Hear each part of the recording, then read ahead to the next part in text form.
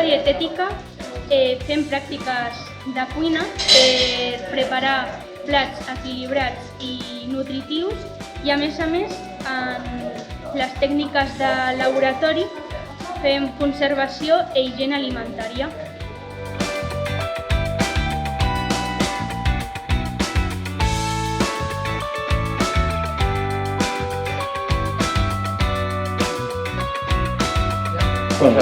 El que fa la meva companya és comptar les colònies de bacteris que hi ha i segons les bacteris que hi hagin, aquest aliment es podrà sortir al mercat o no, perquè podria provocar una intoxicació alimentària.